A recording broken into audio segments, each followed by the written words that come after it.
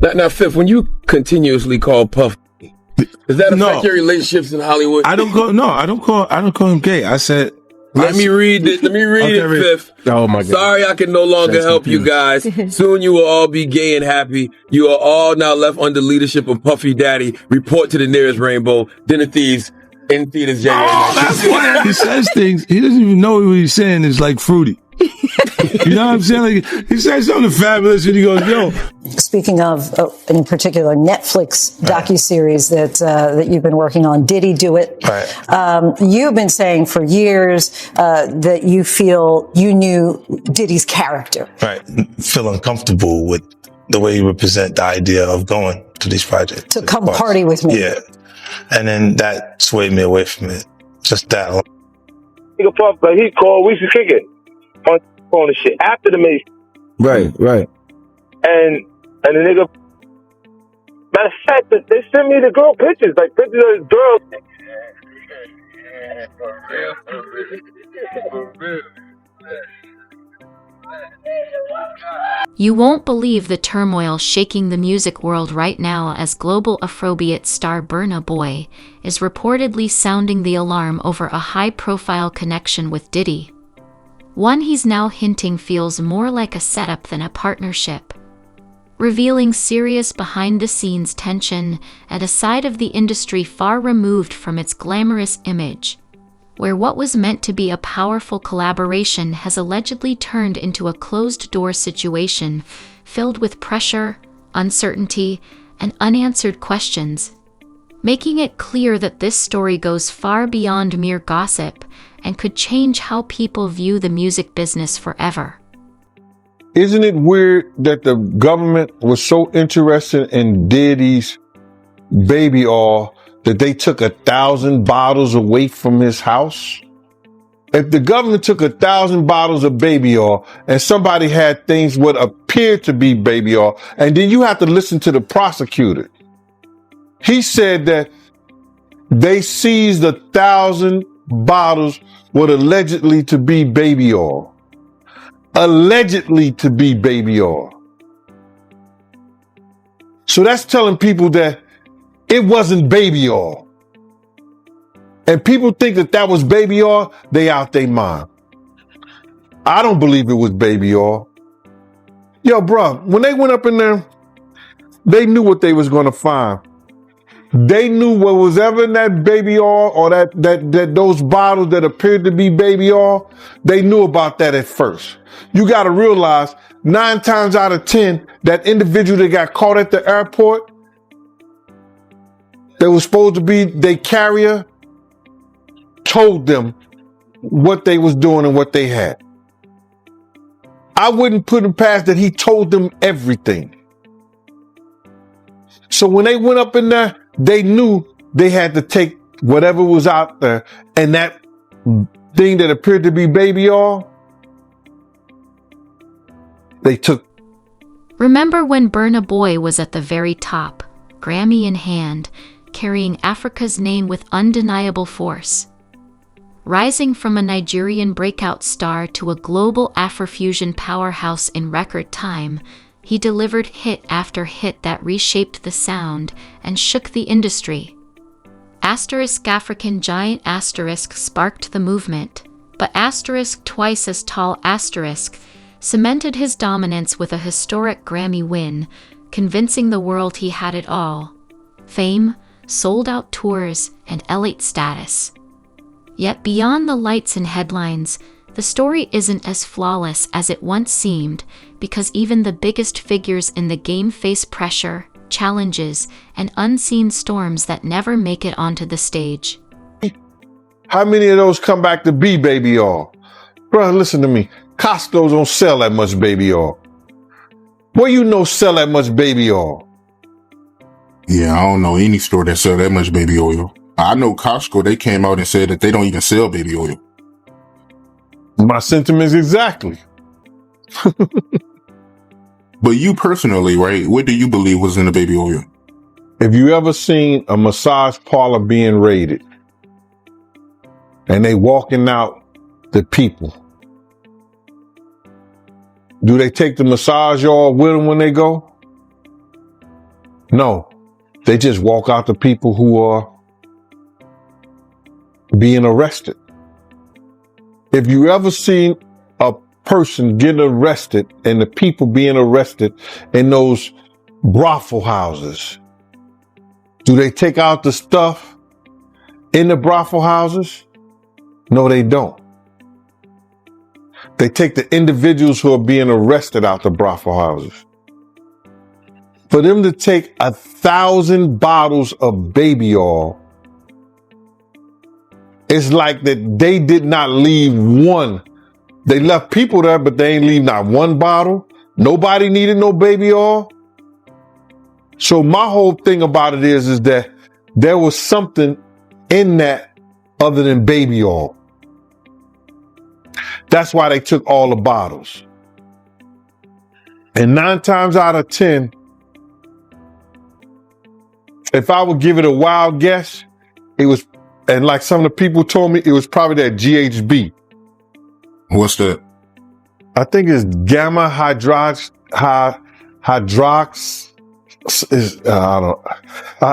I looked it up, bro. Let me see if I can find it. I know this is just showing everything like that, but oh no. Let me.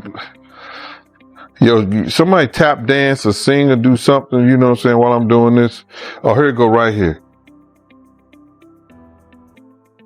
It's gamma hydroxy butyric.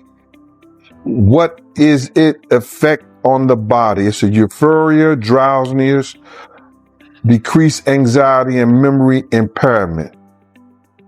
It works on the nervous system and gives you this feeling of euphoria. So they take that and rub it on it, and you forget who you are, what you're doing. It can also give you memory loss, drowsiness, and that's under the DEA, the drug. Speculation erupted overnight as people questioned how someone at Burna Boy's level could suddenly sound so unsettled. One moment celebrating success, the next posting messages that felt restrictive and uneasy. Fans began decoding his vague statements like scattered clues, sensing something wasn't right until one name shifted the entire narrative. Diddy. What initially appeared to be a powerful alliance, Afrobeat's dominant force crossing paths with an industry heavyweight, quickly raised serious questions, especially since Burna was already winning on his own terms. That's when the cracks began to show, with Burna subtly hinting at creative pressure, limited freedom, and a feeling of being boxed in, as if the spotlight itself came with unseen restraints, revealing that success at that level doesn't always come without a cost. No, you want to sit around and pretend to like bitch. That's what y'all do. And then you get these hard Jocelyn. So I'm just like curious. these are the you like half man bitches. No disrespect, but Jocelyn rough. Them shoulders is. And the way she like running up on, I already know she done strapped up on you. Ooh. So Jack, let me ask you. There's some of the shocking things. I hear that mean with a harness. Oh. Okay, not a harness. Yeah. So I gotta ask you this. I'm sure somebody's already asked you this, but have you ever been to a P. Diddy party? Yeah, several, many, honestly. And so, can you take us through like what goes on, like when you were there? What did I say when y'all asked me about why was the TD Jakes at the Diddy party? Yeah. What'd I say? Money. Right. That's correct. Were you surprised that there were so many cameras in his houses? No. That he's recording these. Of course. He is the J. Edgar Hoover of hip hop. Okay. Y'all done seen him put on the pyramid with a skirt? So let me ask you, when you hear that Cassie was told to hire male escorts to come in what they call freak offs now. Yeah. Is that something normal that happens in Hollywood? Yeah. Freak offs. Yeah. Okay. Everybody know that. I've been saying it. Yeah. How many times I got these is wild.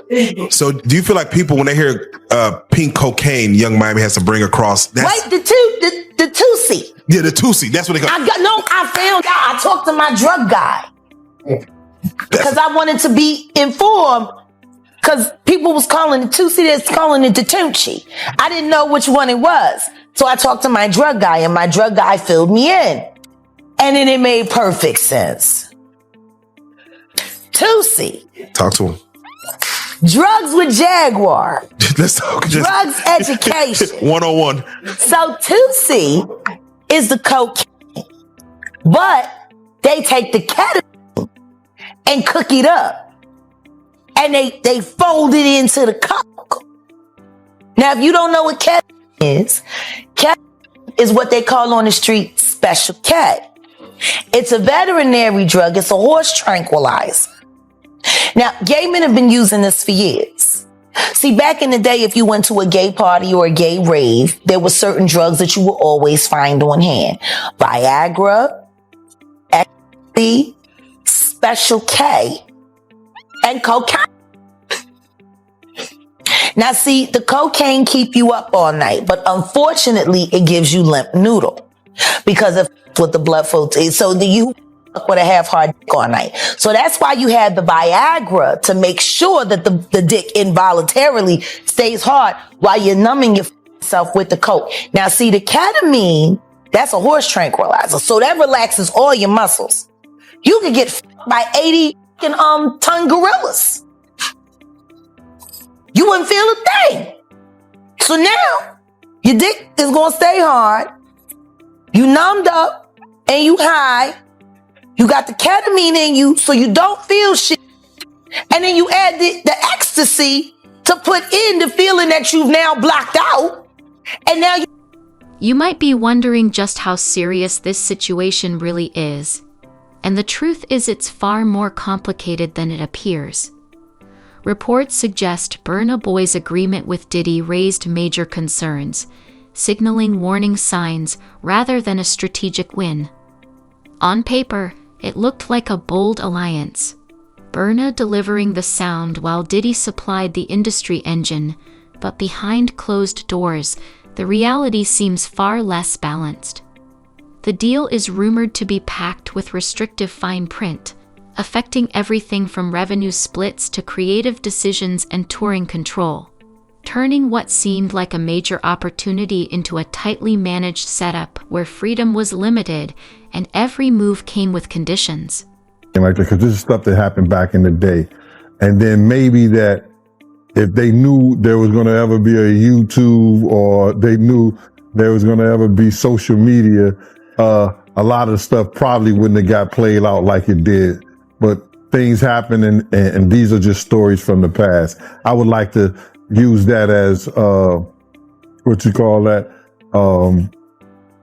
Just to clear the facts up what's going on.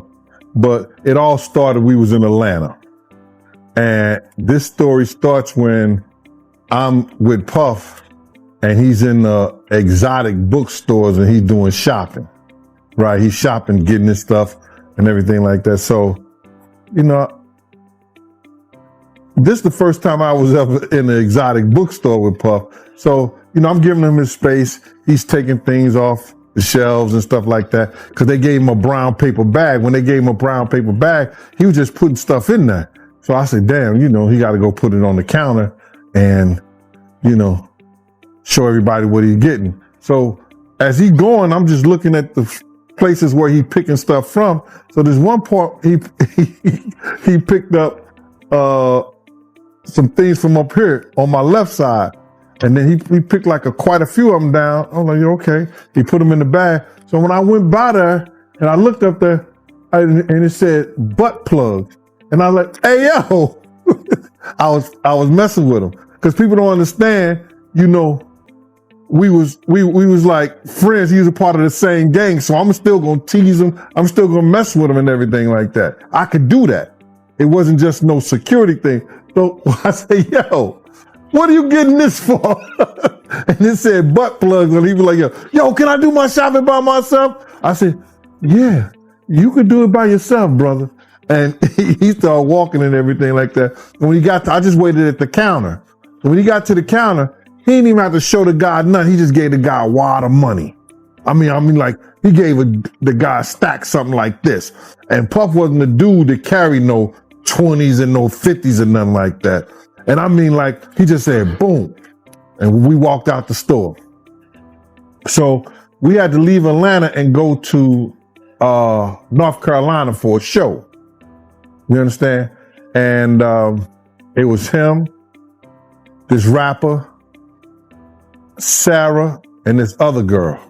We all got on a G5 jet, and we flew to G4 jet, and we flew to North Carolina. So later on I think that afternoon, same day, this rapper and him, they all in the room together. You know, it's Sarah, the girl, Puff. Burna wouldn't be the first artist to learn this lesson the hard way, because music history is filled with legends who signed deals that cost them far more than they gained. Icons who sold millions, shaped culture, and still struggled to control their own work. And let's be honest, Diddy is no stranger to high-stakes negotiations, which raises the real question of what Burna could stand to lose. The risk isn't small, potentially touching his sound, his brand, his earnings, and the creative independence that made him great in the first place.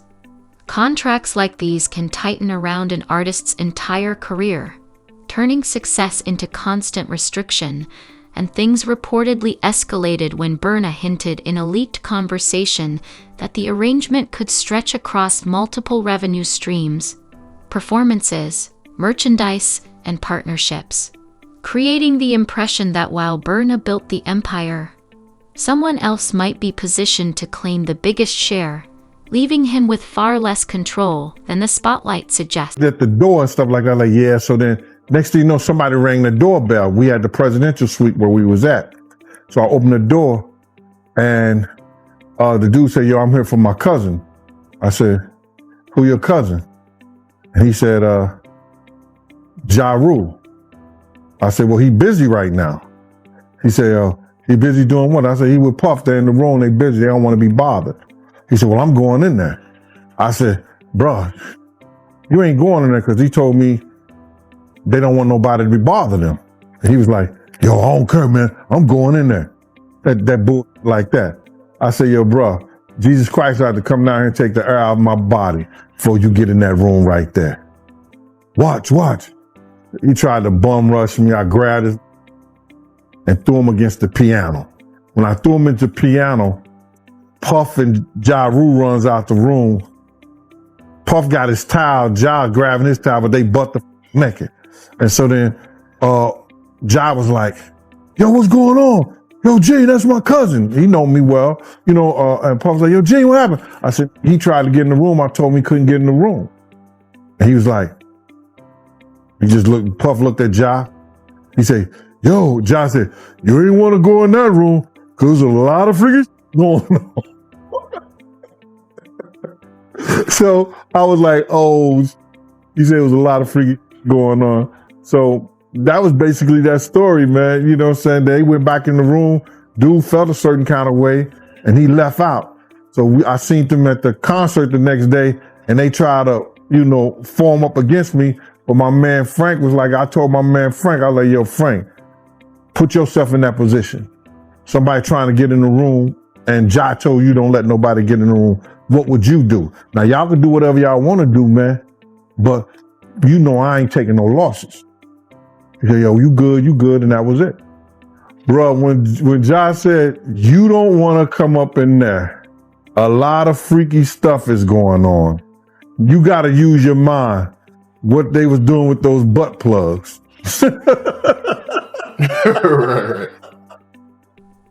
With Diddy closely tied to Burna's orbit, expectations were sky high, elite moves, non-stop wins, and a flawless rise. Instead, reports suggest the deal brought more disorder than success.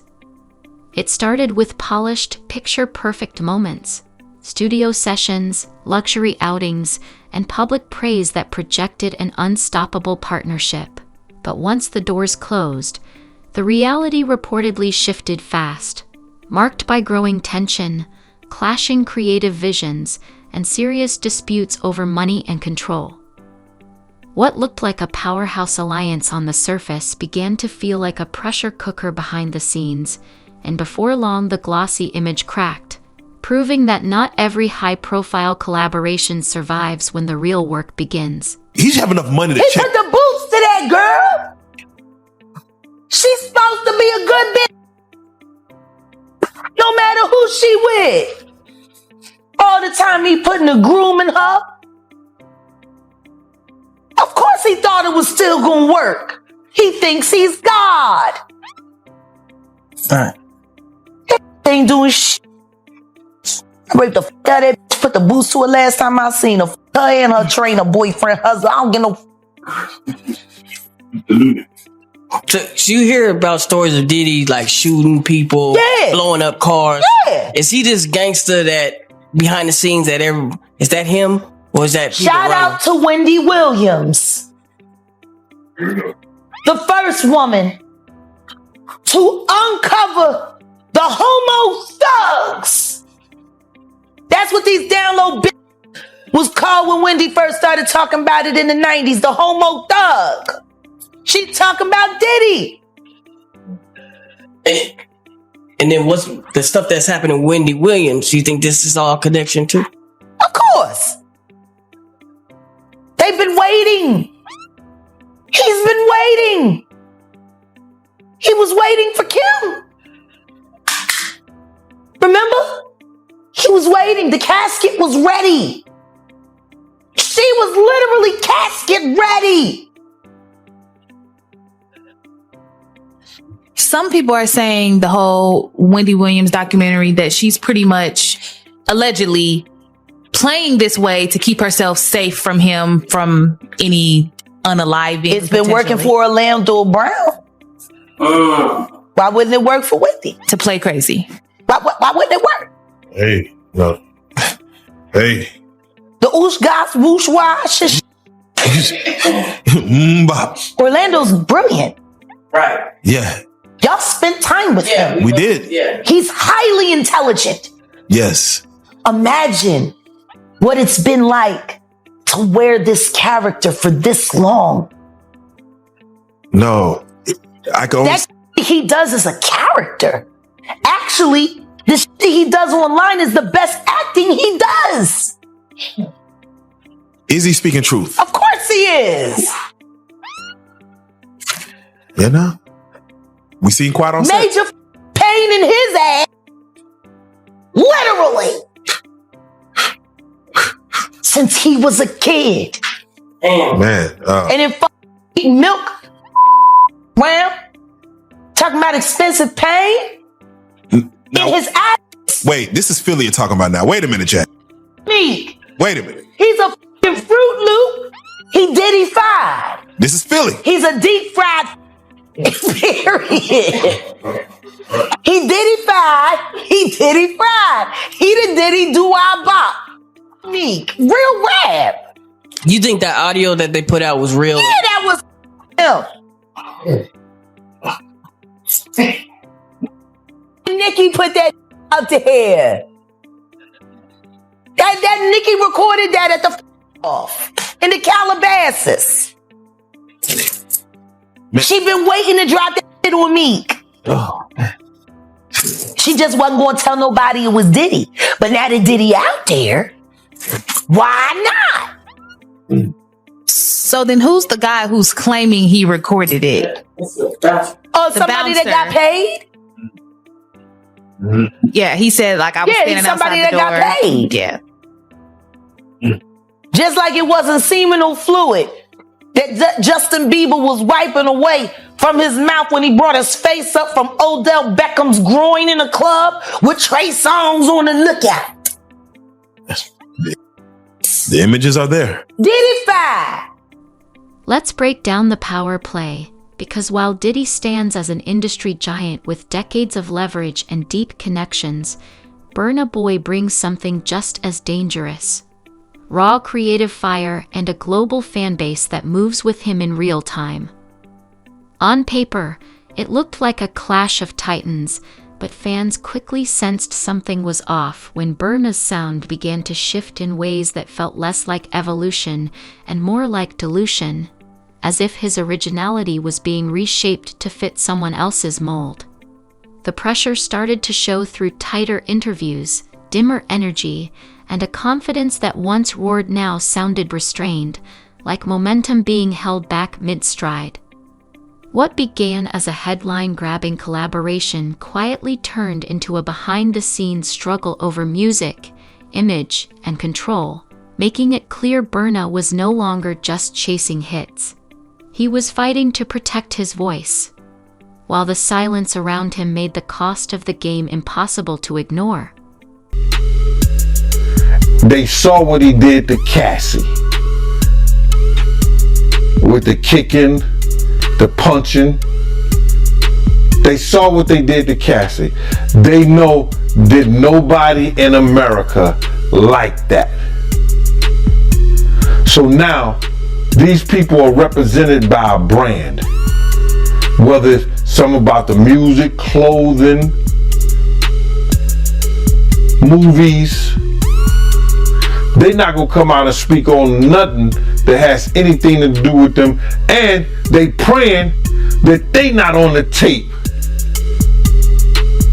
doing crazy stuff, being oiled up in the whole 9 yards. They praying. So until the feds say, hey, yo, listen here. We got you on, hey buddy, we got you on this tape, and girl looked like she was pretty young. We're not gonna show it, but we need you to come and testify against Brother Love, P. Diddy, Puff Daddy, you know, Sean Combs. That's when they're gonna start talking, and they're not gonna be talking in his favor. When the feds come to them and show them what they got on tape, because if he had 250 tapes all over, 250 cameras all over the house, somebody got caught stealing a cookie out the cookie jar. It could be your favorite pastor. It could be your favorite politician. But they didn't think they was being watched. And Brother Love was watching. Yeah, I mean, TD Jakes, he haven't even came out and said anything. And him and Diddy was real cool. Amen. Amen. Yeah, man. And I know the people in the congregation over there is shaking in their boots, because this man didn't let them probably, allegedly led them to damnation, because those people's hearts are going to be broken if that man is seen on those tapes doing anything. Because people always put their faith in the pastor instead of putting their faith in God. And what they need to do is understand that he's just a man. And he has a history. It's not looking too good for him. So you feel like celebs are worried that they might be on tape? Oh, they know. That's why they ain't speaking up or saying nothing. Yeah, I was at the Diddy party, but I know I ain't do nothing. When you don't know somebody's taping you, when you don't know that somebody is videoing you in some kind of form or fashion, you got that alcohol, you got the drugs in you, they're a little loose, bruh. They let down all their inhibitions. The music is pumping. He said it himself. he got it so hot in there that you gotta take your clothes off. He said that himself, bruh. So a lot of them, like what he said? I think a lot of them was being swallowed. Have you ever been swallowed? They tell off on themselves all the time, man. You just gotta listen. But why do you think Diddy had all them hidden cameras? Bro, when you that powerful, you didn't get that powerful without having 1 or 2 or maybe 3 ups on somebody. Diddy always been the type of individual that wanted to have ups on the next person no matter what they was doing. Like, he always played artists against each other. He did it to Big, he did it to Craig Mack. You understand? I said before, he did the stuff to Ja Rule. You understand? So had the ups on Ja Rule so he could go after Jay-Z. You understand what I'm saying? So he always played those kind of up games on people. So to have those cameras and know what he was doing is gonna give him the ups on everybody who came to that party. Even your favorite basketball player. Ain't no party like a Diddy party. Just when it seemed like Burna might be cornered, he came roaring back with renewed force, making it clear he's not done fighting for his place or his power, while the opposing side shows no signs of easing up. Tension is rising fast as Burna drops calculated hints and responses emerge from the other camp, turning the situation into a high-stakes standoff that's now unfolding on a serious formal level.